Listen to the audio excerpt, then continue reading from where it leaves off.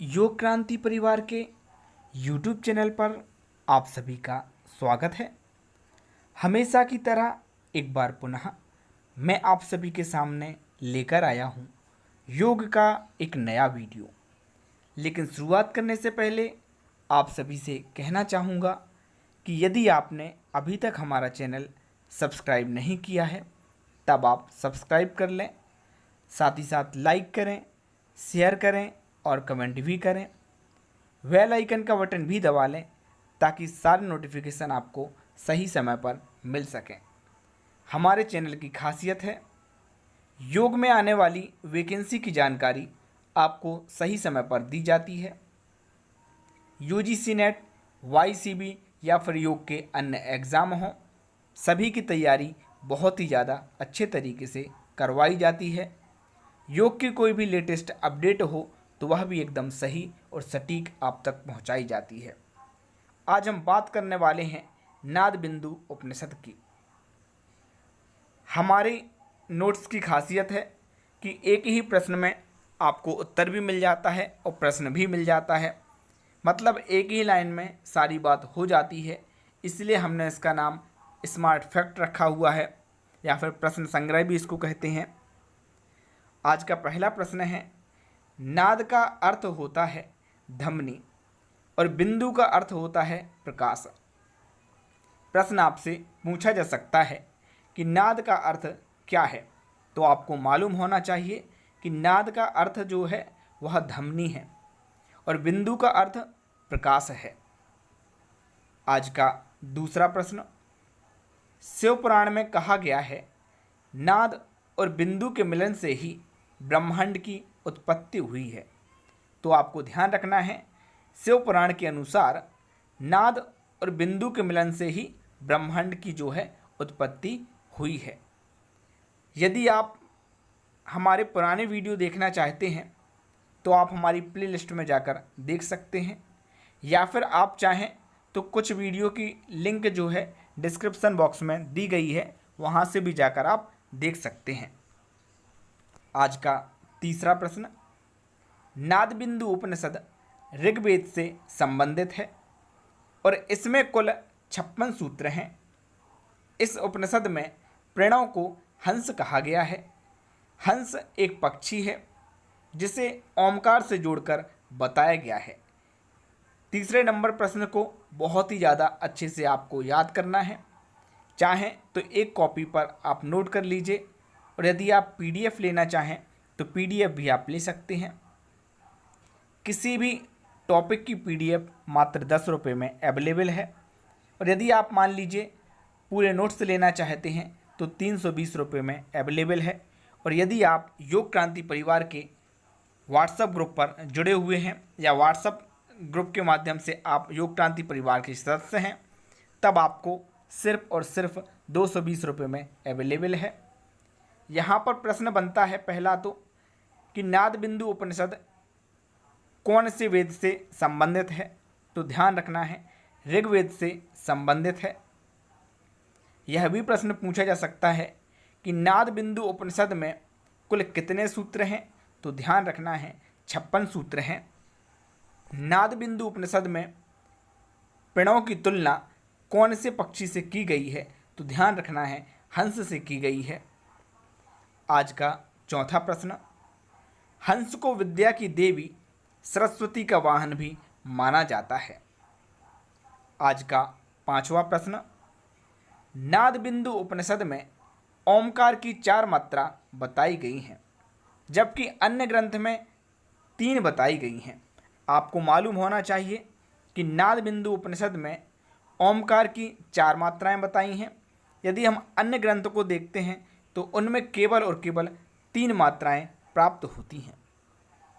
आज का छठवां प्रश्न, हंस का दायां पंख अकार, वायां पंख उकार है, हंस की पूंछ मकार है, शिष्ट भाग अर्धमात्रा है, श्वान के दोनों पैर रजोगुण और तमोगुण से युक्त हैं जिनमें एक रजोगुण से एवं एक तमोगुण से युक्त है और बाकी शरीर सतोगुण से युक्त है।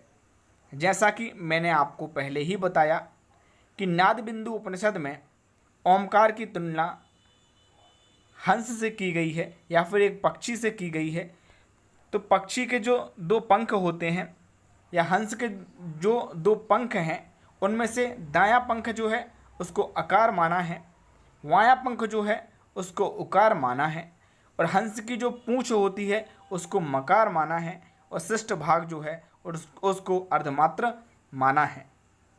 श्वान के जो दो पैर होते हैं उन पैरों को रजोगुण और तमोगुण से युक्त माना गया है, जिनमें भी एक रजोगुण एवं एक तमोगुण से युक्त माना है, और बाकी का जो बचा हुआ शरीर होता है उसको सतोगुण माना गया है। आज का 7वां प्रश्न, ओमकार की मात्रा के देवता। यह बहुत ही ज़्यादा आईएमपी प्रश्न है, पूछा जा सकता है, इसलिए इसको तो आप बहुत ही ज़्यादा अच्छे तरीके से याद रखिएगा। अकार के देवता आग्नेय, उकार के देवता वायु, मकार के देवता सूर्य, अर्धमात्रा की तुलना वारुणी या वरुण से की गई है। तो आपसे पूछे जा सकते हैं कि आकार के देवता कौन हैं, तो आपको ध्यान रखना है आग्नेय या अग्नि है। नाद बिंदु उपनिषद के अनुसार उकार के देवता कौन है, इस तरह का भी प्रश्न आ सकता है, तो वायु है। मकार के देवता सूर्य हैं, और यदि आपसे पूछा जाए अर्धमात्रा की तुलना किससे की गई है या फिर अर्धमात्रा के देवता कौन है, तो ध्यान रखना है वरुण है। आज का 8वां प्रश्न, हंस की दाईं आंख धर्म का प्रतीक एवं बाईं आंख अधर्म का प्रतीक है। प्रश्न आपसे पूछा जा सकता है कि नाद बिंदु उपनिषद के अनुसार हंस की दाईं आंख को क्या माना गया है, तो धर्म का प्रतीक माना गया है, और बाईं आंख को क्या माना गया है, तो अधर्म का प्रतीक माना गया है। आज का अगला प्रश्न, आज का 9वां प्रश्न, नाद बिंदु उपनिषद में 7 लोक को हंस के शरीर से जोड़ा गया है। 7 लोक में पहला लोक भूलोक है, जिसको पृथ्वी लोक भी कहते हैं। भूलोक को दोनों पैरों से जोड़ा गया है। जो 7 लोक होते हैं उनकी तुलना भी हंस के शरीर से की गई है, और पहला लोक जो है वो भूलोक है, और भूलोक को अन्य किस नाम से जाना जाता है, तो पृथ्वी लोक से भी जाना जाता है, और भूलोक को दोनों पैरों से जोड़ा गया है। आज का अगला प्रश्न 10वां प्रश्न, अंतरिक्ष लोक को जांग से जोड़ा गया है। स्वहलोक या स्वर्गलोक जो है को कटी भाग से जोड़ा गया है। महलोक को नाभि प्रदेश से जोड़ा गया है। जन्हालोक को हृदय प्रदेश से जोड़ा गया है। तपोलोक को कंठ से जोड़ा गया है, और सत्यलोक को दोनों भौं के मध्य से जोड़ा गया है। जोड़ा गया है से मतलब है कि तुलना की गई है। अंतरिक्ष लोक की जो तुलना है वो जांग से की गई है। स्वर्गलोक की जो तुलना है वह कटी भाग से की गई है।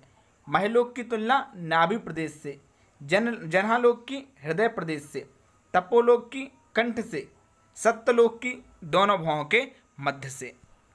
आज का 11वां प्रश्न, कुल 15 तत्व की तुलना हंस से की गई है, और इसी को हंस विद्या कहा गया है। तो कुल कितने तत्व की तुलना हंस से की गई है? 15 तत्व की, और हंस विद्या क्या है? यही है। आज का 12वां प्रश्न, हंस विद्या का फल प्रणव या ओम रूपी हंस पर बैठकर योगी करोड़ों पाप कर्मों से भी पीड़ित नहीं होता। यह हंस विद्या का फल है। आज का 13वां प्रश्न, अकार, उकार, मकार, अर्धमात्रा को संयम के द्वारा जानने का प्रयास करना चाहिए। कैसे जानने का प्रयास करना चाहिए? संयम के द्वारा। आज का 14वां प्रश्न, प्रणव की 12 मात्राएं उनके साथ प्राणों की विनियोग का फल। यहाँ पर 12 जो मात्राएं हैं वो बताई गई हैं, और 12 मात्राओं के फल बताए गए हैं, तो इसको भी आप याद रखेंगे। मोस्ट आईएमपी प्रश्न है। घोषणी से कौन सा फल मिलता है? चक्रवर्ती सम्राट, सार्वभौमिक राजा अब बन जाते हैं। विद्युती से यक्ष के रूप में उत्पन्न, पतंगिनी से विद्याधर के रूप में उत्पन्न, वायुवेगिनी से गंधर्व के रूप में उत्पन्न, नामधेया से तुषित देव या देवों के साथ निवास, इंद्री के द्वारा इंद्र के समान पदवी की प्राप्ति होती है, वैष्णव पद या पद वैकुंठ प्राप्त होता है, सांकरी से रुद्र पद की प्राप्ति होती है, महति से महालोक फल मिलता है, धृति से जन्हालोक या ध्रुवलोक, नारी से तपालोक और ब्राह्मी से ब्रह्मलोक की प्राप्ति होती है। यह 12 मात्राएं हैं और उनके फल बताए गए हैं। इनको आप समान ऐसे ही याद रख लेंगे। 15वां प्रश्न, नाद बिंदु उपनिषद के अनुसार जगत के उत्पन्न होने का कारण ब्रह्म है। इसमें मकड़ी का उदाहरण दिया गया है। मकड़ी का उदाहरण आपको याद रखना है। आज का 16वां प्रश्न, नाद बिंदु उपनिषद में नाद का श्रवण सिद्धासन में करने को कहा गया है। नाद को वैष्णवी मुद्रा में सुनने की बात भी कही गई है। तो आपको ध्यान रखना है, नाद का जो श्रवण करना है वह कौन से आसन में बैठकर करना है। तो नाद बिंदु के अनुसार नाद का श्रवण सिद्धासन में बैठकर किया जाना चाहिए। आज का 17वां प्रश्न, नाद बिंदु उपनिषद में दाहिने कान से अनाहत ध्वनि का सतत श्रवण करने की बात की गई है। इस प्रकार योगी ओमकार का आत्मसात करते हुए धीरे धीरे तुरीय पद को प्राप्त कर लेता है। आज का 18वां प्रश्न, नाद अभ्यास की शुरुआत में बड़ी बड़ी महत ध्वनियाँ सुनाई देने लगती हैं। जैसे जैसे अभ्यास में दृढ़ता बढ़ती है, नाद सूक्ष्म से सूक्ष्म हो जाता है। आज का 19वां प्रश्न, प्रारंभावस्था में नाद का श्रवण करने पर समुद्र, मेघ, भेरी, झरने की ध्वनि सुनाई देती है। आपसे प्रश्न जरूर पूछा जा सकता है कि प्रारंभ में नाद का श्रवण करने से किसकी ध्वनि सुनाई देती है। तो ध्यान रखना, समुद्र, मेघ, भेरी, झरने आदि की ध्वनि सुनाई देती है। और जब आप मध्यावस्था में पहुंच जाते हैं तब मृदंग, घंटा, नगाड़ा आदि की ध्वनि सुनाई देती है। 21वां प्रश्न, मनोलय स्थिति में इस ध्वनि के सूक्ष्म से सूक्ष्मतर होने पर मन नाद के साथ एकीभूत होकर चिदाकाश शून्य में मिल जाता है, वह शांत हो जाता है। आज का 22वां प्रश्न, नादानुभव के बाद मन निःशब्द हो जाता है। साधक का मन सांसारिक प्रपंचों से हटकर नाद में लीन हो जाता है। आज का 23वां प्रश्न, नाद के बाद मन शून्य या उन्मन होकर मनोन्मनी अवस्था प्राप्त कर लेता है। 24वां प्रश्न, मनोन्मनी अवस्था प्राप्त योगी के लक्षण क्या हैं। काष्ठवत या लकड़ी के समान हो जाएगा। सर्दी गर्मी, मान अपमान आदि का प्रभाव नहीं पड़ता। तुरीय अवस्था को प्राप्त कर लेता है। यह मनोन्मनी या मन उन्मनी जो अवस्था होती है